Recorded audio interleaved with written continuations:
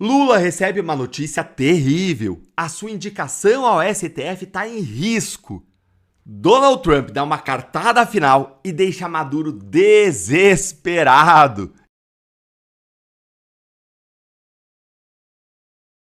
Fala pessoal, sejam bem-vindos a mais um vídeo aqui no canal. Mas antes desse giro, deixe o seu like, se inscreva no canal e ative o sininho. E também deixe aqui os seus comentários. Vamos ao giro de notícias atualizadas. Lula recebe uma notícia terrível. A sua indicação ao STF está em risco. Gente, Lula conseguiu se meter numa furada com a próxima escolha dele para o STF, que está em total e completo risco.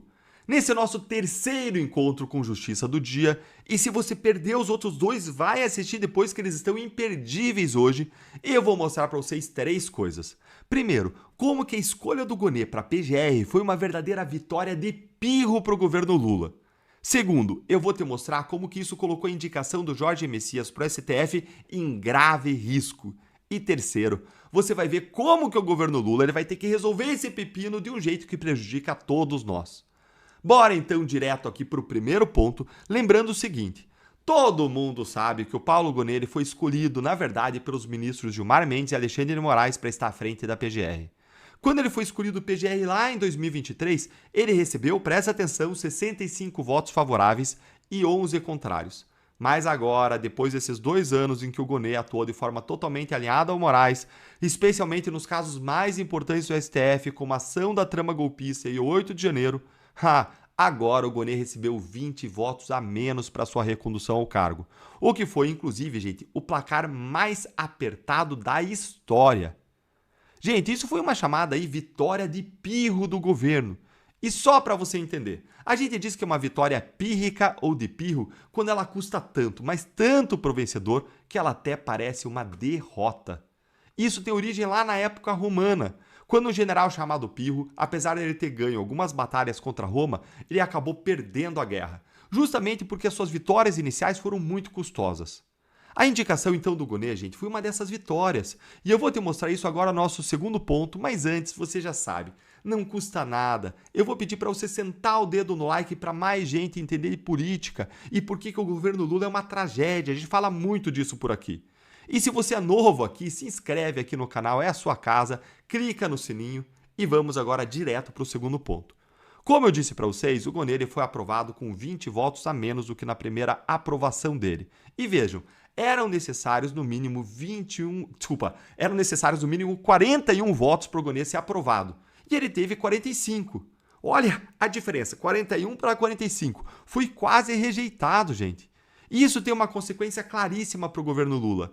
A indicação do Jorge Messias para a vaga do Barroso no STF está em risco. Olha só aqui o que saiu no jornal O Globo. Nos bastidores, líderes da base do governo admitem que só evitaram uma derrota inédita graças a uma operação emergencial que arrancou 2 votos da oposição e contou com a articulação direta do Davi Alcolumbre para manter o quórum alto em uma semana de esvaziamento. Mesmo assim, o placar foi considerado terrível para o governo, nas palavras de um dos articuladores. O diagnóstico interno é que, se a indicação fosse de Messias naquele mesmo ambiente, o Planalto não teria hoje margem para garantir a aprovação. Indo agora para o nosso terceiro ponto, gente. É claro que depois disso os tubarões do Centrão, eles sentiram cheiro de sangue na água, não é? Agora eles estão cobrando um preço muito mais caro, muito mais alto para votar no Messias para o STF. Eles vão querer cargos, emendas, tudo aquilo que eles acharem que eles podem tirar, exigir do governo. Então a vitória na indicação do Gonê vai acabar custando muito, mas muito caro para o governo Lula e para todos nós. E a questão é que o governo poderia facilmente vencer essa resistência da oposição, resolver esse problema aí com o Centrão, se ele indicasse um nome que não fosse simplesmente um amigo pessoal que vai ter uma lealdade canina a ele, mas sim um jurista técnico, de reputação ilibada, com notório saber jurídico, como exige, aliás, a Constituição. E sabe quem que tem a mesma opinião que eu? Sabe quem concorda comigo? O Lula! Mas não o Lula de hoje. Eu tô falando do Lula candidato em 2022. Aquele cheio de promessas bonitas, tipo a picanha que ia chover. Deltan, que é isso, Deltan? Então olha aqui, ó. Veja aqui o que o Lula disse sobre indicar amigos para o STF naquela época, ó. Olha aí. Sinceramente, eu estou convencido que tentar mexer a Suprema Corte para colocar amigo, para colocar companheiro, para colocar partidário, é um atraso, é um retrocesso que a República Brasileira já conhece. Aí, ó, gente, ó, ele acusava o seu adversário Bolsonaro de ter colocado amigos no STF. Mas aí ele, quando entrou, o que ele fez, hein? Ele colocou o advogado pessoal dele, o Zanin. Depois colocou o companheiro comunista Flávio Dino, ministro dele. E agora ele quer colocar o Messias. Mas e você?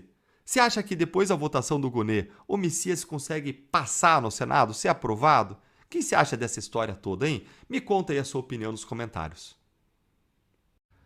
Donald Trump dá uma cartada final e deixa Maduro desesperado. Então, bom dia para você que não é o presidente narcoditador da Venezuela, que vai, muito em breve, receber um presentinho de Donald Trump, que encurralou Maduro de uma forma inacreditável. E isso tem muito a ver com o que está acontecendo agora no Brasil, como eu vou mostrar em 3 pontos para você. Primeiro, eu vou mostrar para você como que existiu um impasse no governo americano sobre qual que era a melhor forma de derrubar o Maduro.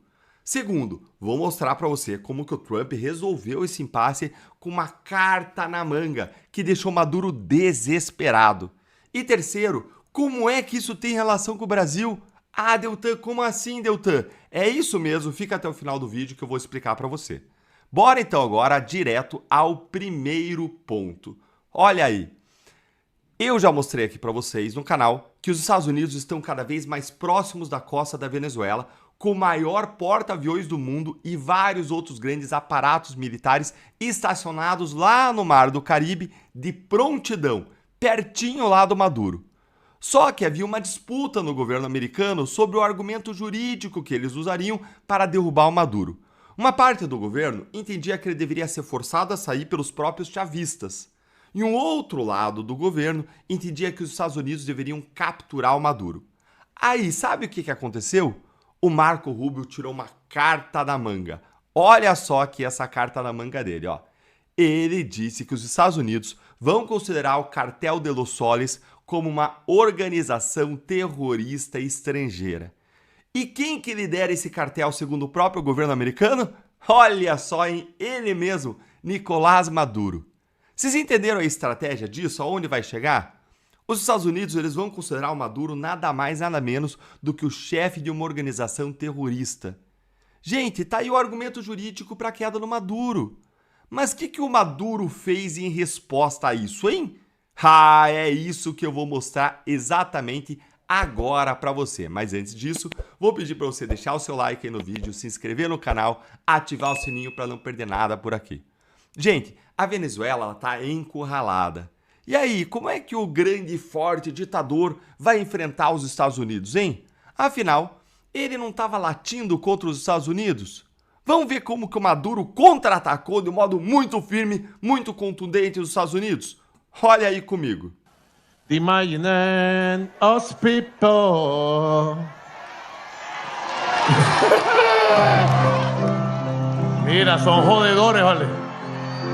Gente, o cara já tá cantando Imagine, do John Lennon, quase chorando ali no palco. Esse é o grande ditador, não é? Contra a população civil, aí ele é um Doberman. Ele prende, ele tortura, ele mata. Agora, quando aparece os Estados Unidos, aí ele quer fazer esse coral? É isso? É patético, patético. Mas aí você pode estar se perguntando, Deltan, eu entendi, mas o que isso tem a ver com o Brasil, hein? Vamos lá. O debate da lei antifacção que está acontecendo lá no Congresso Nacional, ele passa diretamente por tudo isso. Vocês lembram que um dos itens desse projeto era a equiparação das organizações criminosas às organizações terroristas? Aí, a Globo News e o governo Lula estão martelando que isso daria um argumento para que outros países tivessem o direito de invadir o Brasil. Ah, se vocês acompanharam o vídeo até agora, vocês sabem que isso não tem sentido. A gente já viu aqui no canal, eu vou repetir. Os Estados Unidos precisam, por acaso, que o governo brasileiro declare a organização do PCC como terrorista para poder fazer qualquer coisa? Não. Os Estados Unidos precisaram que o governo do Panamá, em 1989, se autodeclarasse: nós somos terroristas, para ele invadir o país e prender o ditador local? É claro que não. Lembrem que a gente disse isso aqui antes até da imprensa, antes de sair na imprensa. A gente já tinha trazido esse precedente do Panamá e explicado isso aqui há semanas. E eu pergunto de novo: os Estados Unidos precisam que a Venezuela declarasse o Cartel de los Soles como uma organização terrorista, para que aí eles, os Estados Unidos, colocassem o maior porta-aviões do mundo na costa da Venezuela e ameaçassem invadir e derrubar o Maduro? Não! Por que então que eles precisariam que a gente qualificasse o Comando Vermelho, o PCC, como facções terroristas, para que eles então se comportassem dessa forma se eles quisessem, hein? Não tem sentido, gente. Considerar o PCC e o CV como terroristas no Brasil não muda 1 milímetro a forma como os Estados Unidos vão tratar o Brasil. É só ver, como eu já mostrei aqui, que os Estados Unidos consideram dezenas de organizações aí do mundo afora terroristas, espalhadas pelo mundo, sem que tenha promovido hostilidades contra esses outros países, sem que tenha invadido ninguém. O caso da Venezuela ele é muito particular, porque o presidente do país é considerado chefe do cartel. E agora eu quero ouvir você. Você acha que o Maduro ele vai cair por invasão? Ou será que vai ter alguma outra saída, com uma negociação ou uma deposição interna pelos chavistas, aliados, para evitar uma medida americana contra o país, hein? Me conta aí nos comentários o que você acha, eu quero ouvir a sua opinião. Sempre gosto muito de ler os comentários, ainda que não consiga responder a todos. Grande abraço e até o próximo vídeo.